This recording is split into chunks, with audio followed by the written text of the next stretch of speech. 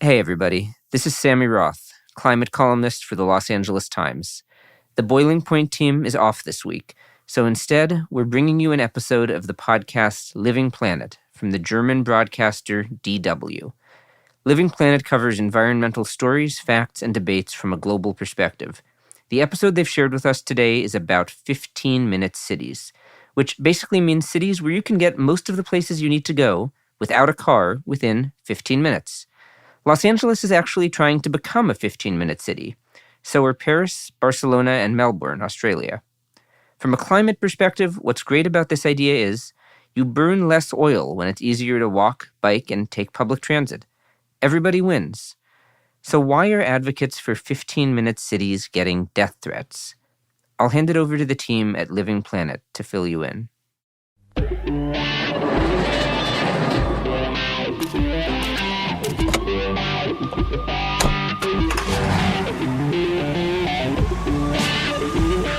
Rather than park and then walk to the grocery store, I did a rare move and decided to drive into the parking lot.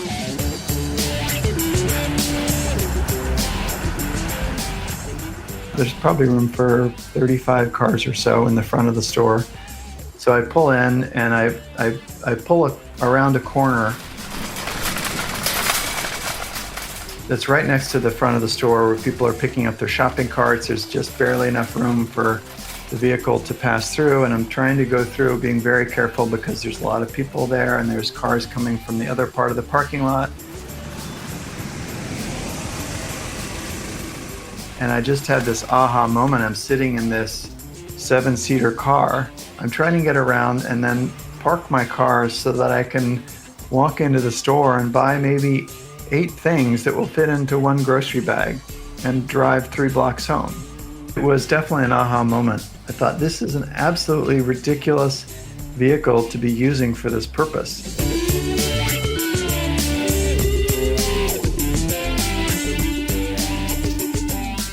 Meet Dan Lusher, cyclist, drummer, engineer, San Francisco resident, trail runner, and urban planning enthusiast. Starting in college, I was really interested in environmental issues, and this was in the 1980s when climate change was slightly on the radar, but most people weren't really thinking about it. Air pollution was incredibly bad in California, where I grew up and I lived most of my life. I was very motivated to do something about creating environmental change. And so I got more and more involved and interested in the linkage between vehicles and air pollution and finding ways to make our cities or have our cities be less built around the car and specifically designed to accommodate the car. I remember from the 90s, there used to be this computer game, SimCity, I think it was called.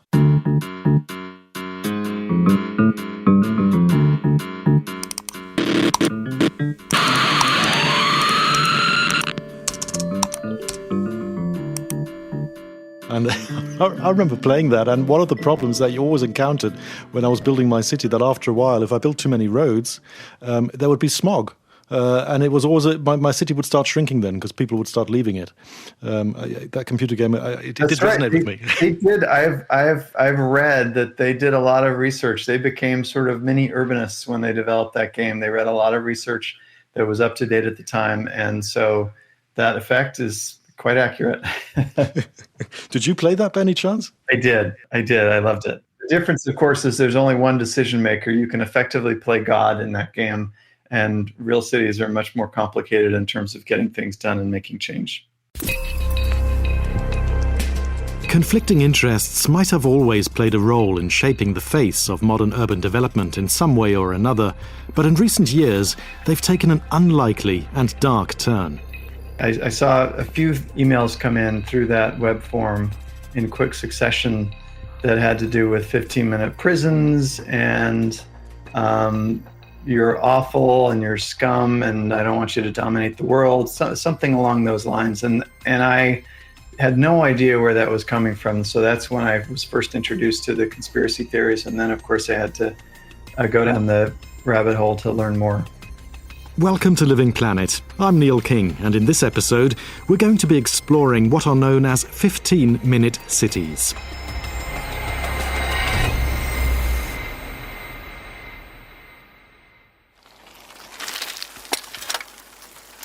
I mean, I personally live in a 15-minute city in San Francisco, and I love it. You might also know them as walkable cities or even 20-minute cities. They all translate to pretty much the same concept, and they're meeting a lot of unexpected pushback. So what exactly are they? To me, a 15-minute city is a city whose residents can access most of their needs within a 15-minute walk or bike ride from their home. It's that simple.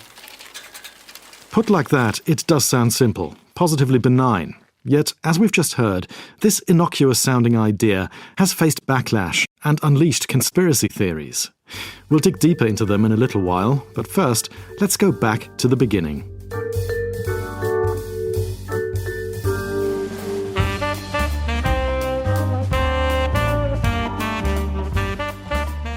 The 15-minute city concept is the work of scientist Carlos Moreno. He's a Colombian-born professor at the Sorbonne University in Paris and expert in complex systems. Over 2 decades ago, he starts exploring how to rethink car-based urban living.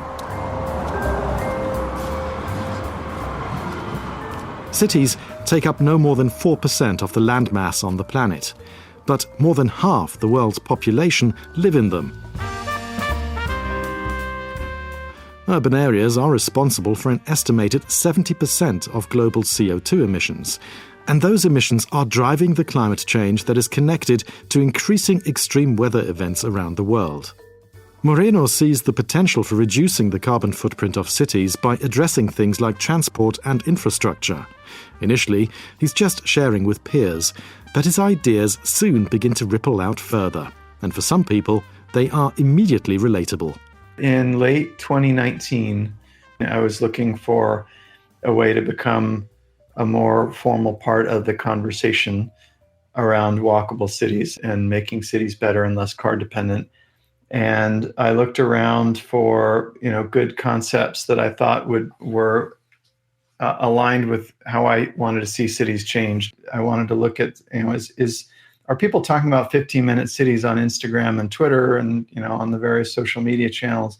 And so I would look at hashtag 15-minute city, and there was very little activity. And I thought, well, here's an opportunity to start talking about walkable cities using this 15-minute city frame. So I set up a website, I set up an Instagram, I set up a Twitter account, and started using the 15-minute city hashtag. So you've got the domain 15minutecity.com. You were the first to snag that. And were you surprised yourself that it hadn't been taken yet? At the time, not really, because it was a relatively obscure concept. I mean, Carlos Moreno had been talking about it, I think, using that particular phrase since 2016. But it was within pretty specific academic circles. When you first started blogging, was there a lot of interest to begin with? It was a relatively small audience at the beginning.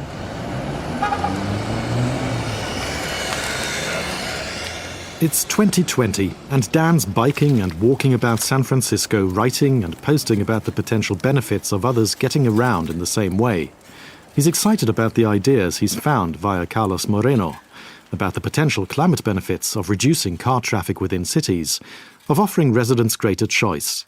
In fact, he's just happy to be part of the conversation, and it's all pretty quiet and easygoing. But then, something changes.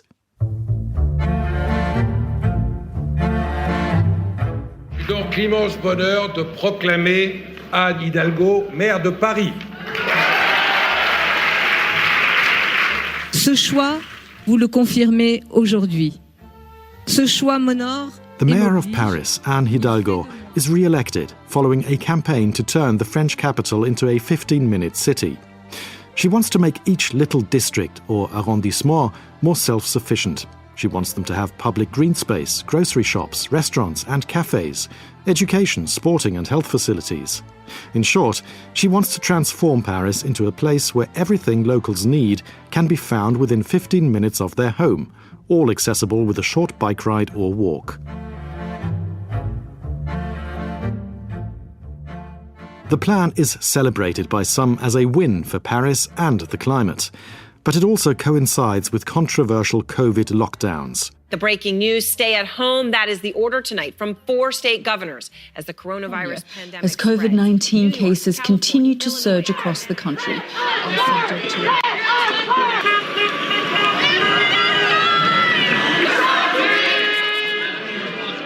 Frustrated about restrictions on personal freedoms, some interpret the 15-minute city idea as another way of controlling movement. So there was legitimate concern over the lockdowns. There was harm to economic livelihoods, and I think that got conflated. Given that the last thing most people want during the COVID era is further restriction, the misinformation doing the rounds hits a nerve, and it spreads. It's around that time that Dan starts to receive negative remarks in response to what he is posting about 15-minute cities. Concentration camps for the New World Order agenda. Take out all and any infrastructure you see before it's too late, and we become 15-minute city prisoners. Trying to control every aspect of life. Authoritarianism in action. NWO control agenda. No, thank you.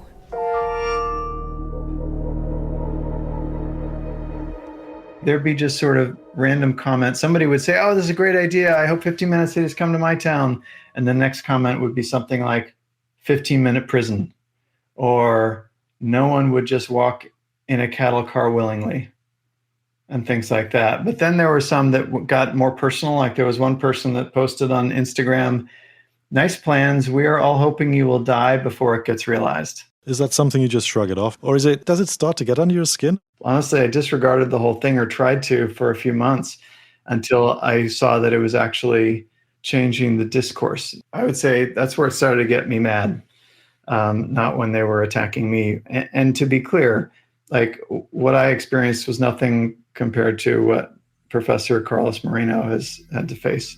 You know, he's received hundreds of death threats.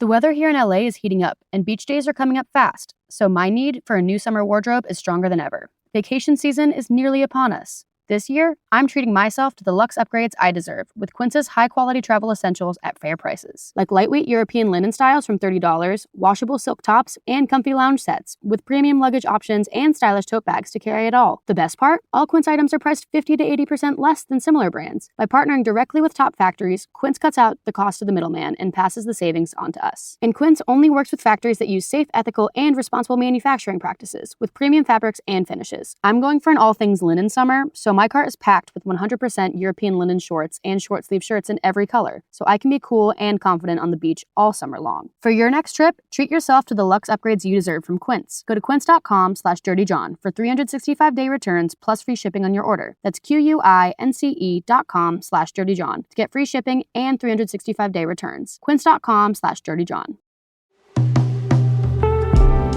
Ever wonder where your water comes from? What it really means to break up with fossil fuels? Or what life might look like in the year 2100? Our friends at the Sierra Club Angeles chapter, in collaboration with Stranded Astronaut Productions, dive into those questions and more in a new podcast called The Climate Dispatch, launching April 22nd, just in time for Earth Day. Hosted by Taya Jeanette, the show brings together voices from across the climate movement to share stories, fears, and hopes for the future, all through the lens of Southern California. Guests include Nayeli Kobo, Tori Stevens, Aru Shainia J, and Allison Chin. Plus, each episode features music from a local LA band. Listen to The Climate Dispatch at sc.org/Climate Dispatch or wherever you get your podcasts. Streaming weekly starting April 22nd.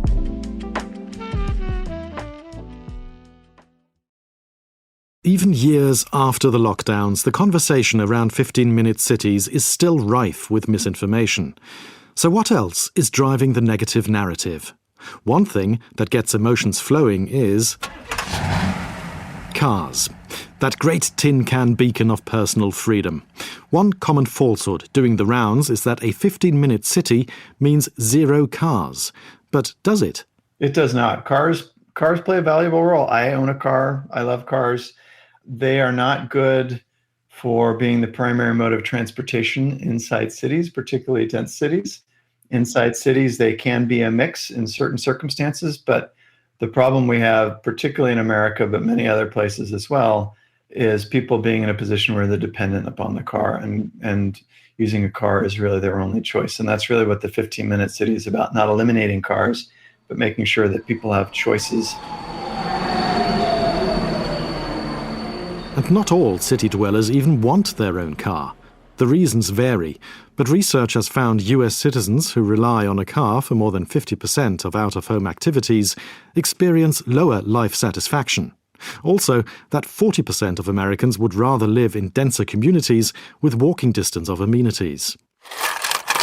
Then there's the money, because cars aren't cheap.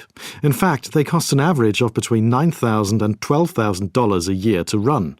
So it's not about forcing people out of their vehicles, but about making cities enjoyable to walk and bike around, at least for those who want to. The 15-minute city is a new label on a very, very old concept. I would argue that before the invention of the car, almost all cities were 15-minute cities because people had to access what they needed mostly on foot.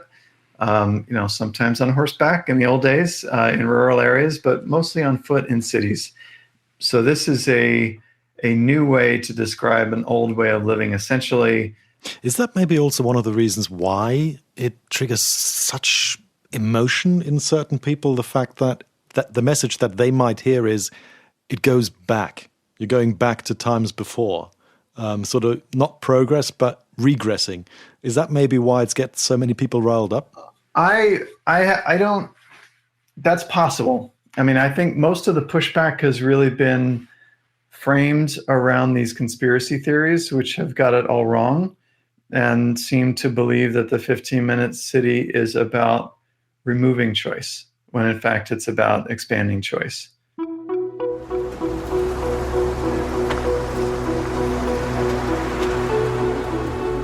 But beyond the conspiracy theories, there are also some legitimate concerns about the potential downsides.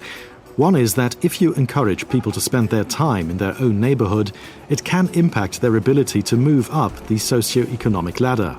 People in poor neighborhoods need access to wealthier neighborhoods to see what's possible, to find opportunities, etc. And that's why the 15-minute city within neighborhoods really needs to be supplemented by strong public transit and other ways for people to get between neighborhoods.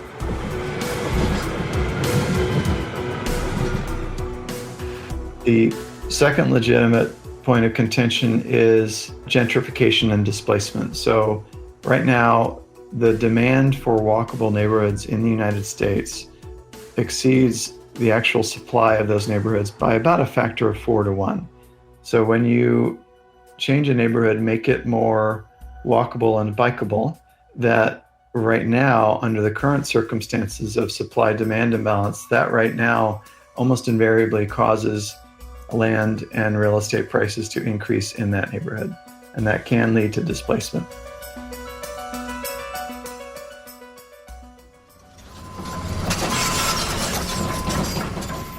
The solution, as far as Dan is concerned, is not to skimp on redevelopment, but to go big, to build hundreds of walkable neighborhoods that would absorb the demand and prevent the gentrification and scarcity effect. But it's easier said than done, because in many parts of the US at least, tight zoning restrictions are hampering grand-scale transformation. Broadly speaking, 75 to 80% of land in cities is zoned in a way that the property owner can only build a single-family detached home, which in the land of the free is quite curious that we have restricted things in such a way. Yeah, I was just going to ask, why? What's the reasoning behind that? Zoning in general started out as a way to make sure people didn't live next to smoky factories, right? That was the idea originally, was to separate incompatible uses. But it was pretty quickly in the US context began to be used to separate people along socioeconomic and racial lines. So you would have neighborhoods, they could have additional requirements. For example, you had to spend a certain amount of money on your home. And so that effectively excluded people who didn't have certain socioeconomic means. So that's how zoning quickly came to be an instrument of division and exclusion in the United States. Dan says other side effects have been a mix of very tall buildings in condensed downtown areas that can be built on, urban sprawl that can see housing pushed out into fire-risk areas, and an erosion of walkable communities. People build out because they can't build up. And this is why in the U.S., and you say, you couldn't build high-rises, you couldn't even build mid-rises. Europe does perfectly well with 4-, 5-, and 6-story buildings for miles. Berlin, Milan, many other cities are amazing at having these sort of mid-rise buildings, and you don't see the need for these 50-story buildings like you do in the U.S.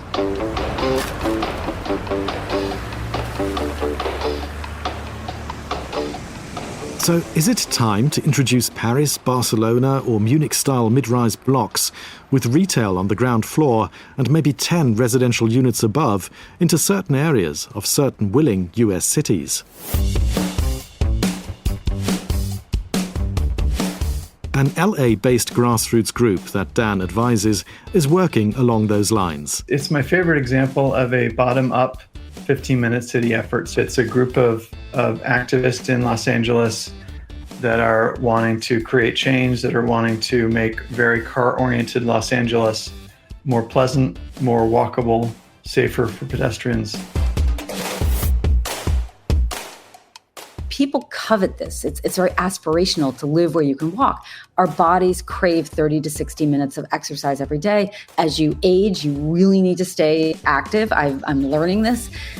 Biking is the magic pill. It cuts cancer and heart disease in half. But you don't even need to think about biking. You just think about walking. Avid cyclist Lindsay Sturman grew up in what she describes as a tiny shoebox apartment in New York. Her street had shops at ground level and housing on the upper floors. So, to all intents and purposes, a 15-minute city. And when she moves to LA to pursue her career as a TV writer, she can still get anywhere within 20 minutes.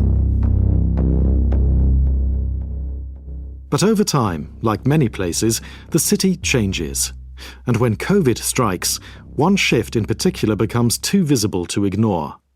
She starts noticing tents and encampments. We call it the crisis of our unhoused neighbors, the homeless crisis. She gets together with other locals, seeking to understand how things have got so bad and what it will take to fix them. Why do we have this homeless crisis when so many other cities don't? And as the largely voluntary group, which calls itself the Livable Communities Initiative, or LCI, starts to peel back the layers of the problem, something unexpected comes to light. It's just the cars, actually. Cars again. For context, there are more than 6 million cars registered in LA County, which is home to around 10 million people. Los Angeles is over capacity for cars for hours every day. We're sort of almost in gridlock at this point. Think of a road as a tube, but it's a metal tube. It's not rubber. It's not going to stretch. And we all know induced demand. You can't add lanes of traffic and fix traffic. It just makes it worse because you induce people to use it. When the only thing that keeps people home is when the traffic's so bad, they just delay their trip. So traffic's the only thing that stops traffic. Because there's another thing is that people say, well, what if we speed up the cars? Can we get more cars through the system, right? Can we push this fluid math? Well, it turns out you can't, because we have something called the 2-second rule, which is you drive about 2 seconds behind the car in front of you. So if you're going 70 miles an hour, you actually stagger a lot more because you don't want to hit the car if they stop short. And at 10 miles an hour, you can be right behind that car. So it turns out you can't speed up the cars because you get the exact same capacity of cars through that tube. So cars just don't fit geometrically. The math doesn't work for cars in cities. So you just end up with traffic. But it's not only about keeping cars moving, a side effect of which are the planet-heating emissions that make them a major contributor to cities' overall CO2 footprint. It's also about where to park them. Here's where it all connects. Parking ruins housing. Parking makes housing expensive. Parking distorts the architecture. And it does so many terrible things. It not just raises rent, but it also raises the cost of building. So that's where we got our housing crisis, is that forcing parking into buildings.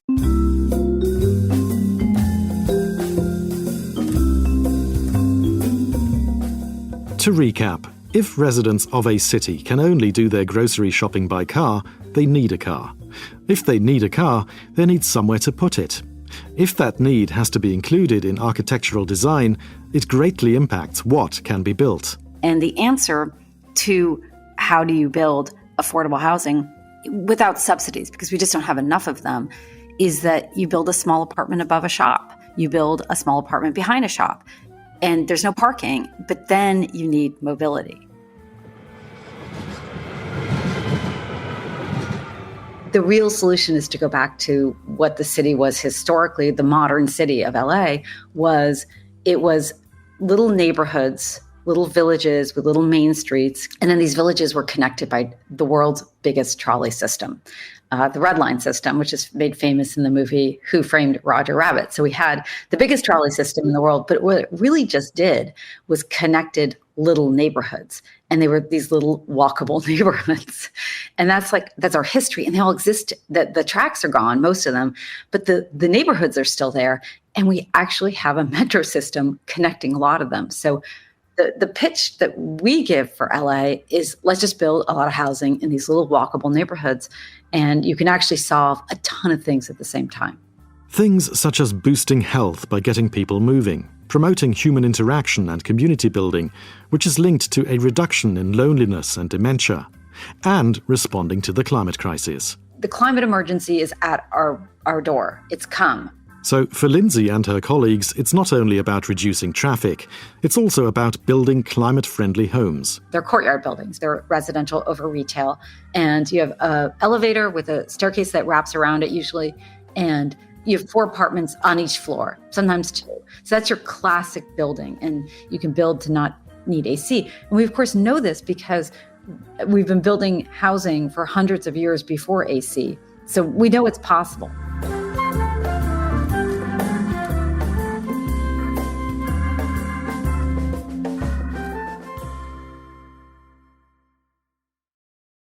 The weather here in LA is heating up, and beach days are coming up fast, so my need for a new summer wardrobe is stronger than ever. Vacation season is nearly upon us. This year, I'm treating myself to the luxe upgrades I deserve with Quince's high-quality travel essentials at fair prices. Like lightweight European linen styles from $30, washable silk tops, and comfy lounge sets with premium luggage options and stylish tote bags to carry it all. The best part? All Quince items are priced 50 to 80% less than similar brands. By partnering directly with top factories, Quince cuts out the cost of the middleman and passes the savings on to us. And Quince only works with factories that use safe, ethical, and responsible manufacturing practices with premium fabrics and finishes. I'm going for an all things linen summer, so my cart is packed with 100% European linen shorts and short sleeve shirts in every color, so I can be cool and confident on the beach all summer long. For your next trip, treat yourself to the luxe upgrades you deserve from Quince. Go to quince.com/dirtyjohn for 365-day returns plus free shipping on your order. That's QUINCE.com/dirtyjohn to get free shipping and 365-day returns. Quince.com/dirtyjohn.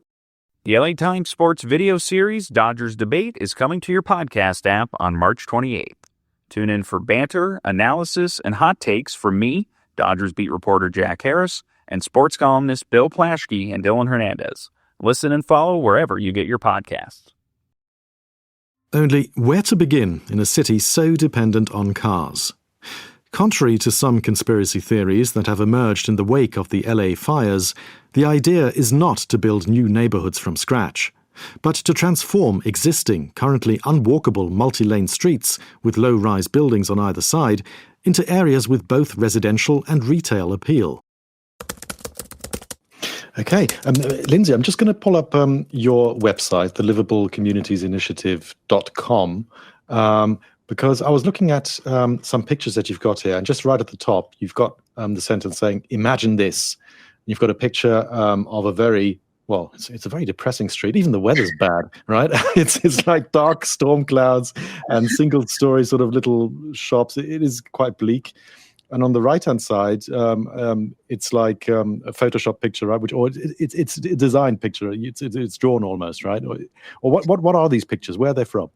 Yeah, so we reimagined a street because it was really hard when we were doing it. It was really hard for us to imagine, well, what could it look like?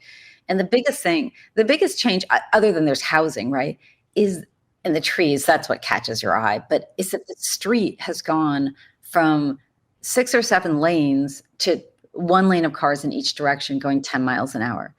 So just looking at these pictures, for me, the deduction there would be you're suggesting, okay, away from single-story buildings, build a bit higher, maybe 3 or 4 stories, have the shops at the bottom, create a nice little pedestrian area, a bike lane, and reduce the number of lanes for the cars, and a bit of greenery. Yes, that's the recipe. LA, to their credit, has created a step-by-step off-the-shelf plan to do LCI. It's part of our city's plans to build housing. Moving the project from the planning to implementation phase will require a positive vote from the City Council. Lindsay is hopeful that will happen. The next challenge will be to convince lot owners to build on their land. Most streets, commercial streets in LA, have 20 parcels, 10 on one side, 10 on the other, and you might have 17 different owners. And they live all over the world, and they're not big, they're just regular people who happen to maybe have inherited something, or they bought it, as an investment. And to get them to get organized or sell, they won't sell, and they're not going to get organized. So what you really need to do is persuade them to build. But you ask them to build stuff that's affordable. So what's in it for the lot owners? According to the LCI team, low risk and profit. And they have come up with standard architectural plans to minimize complications and help convince them to get on board. So far, Lindsay and her colleagues have presented the concept to more than 5,000 people, many of whom she says come along with a not-in-my-backyard attitude. But once they hear the idea, the resistance drops. I can count on 2 hands the number of people who did not come on side. The people understand it. They want it. They want walkability. The number one request to the city of Beverly Hills is more walkable streets. The number one driver of a real estate value and how much people want to buy into a neighborhood is walkability. It's called the walk score. We've all, been to cities or neighborhoods that were walkable. We love them. Disneyland. We love walkable neighborhoods. So I think it's a deep desire for people.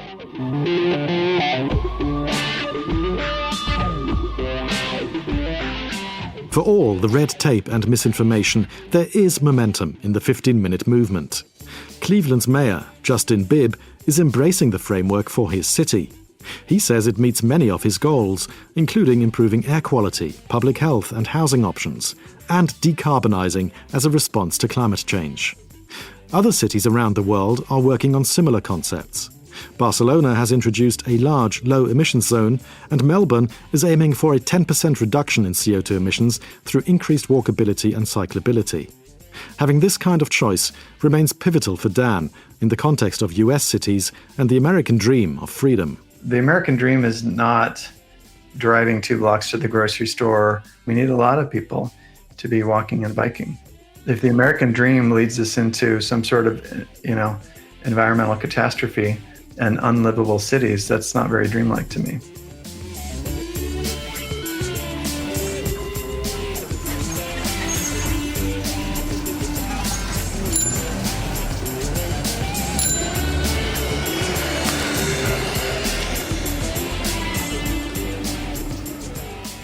This episode of Living Planet was produced by Tamsin Walker and edited by me, Neil King.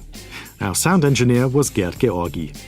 Living Planet is available on Apple, Spotify, or wherever you get your podcasts. What did you think of this episode? We'd love to hear your thoughts, so please do send us a message. Our email address is livingplanet@dw.com. Of course, you can also leave a rating or review on the podcast platform of your choice. Living Planet is produced by DW in Bonn, Germany.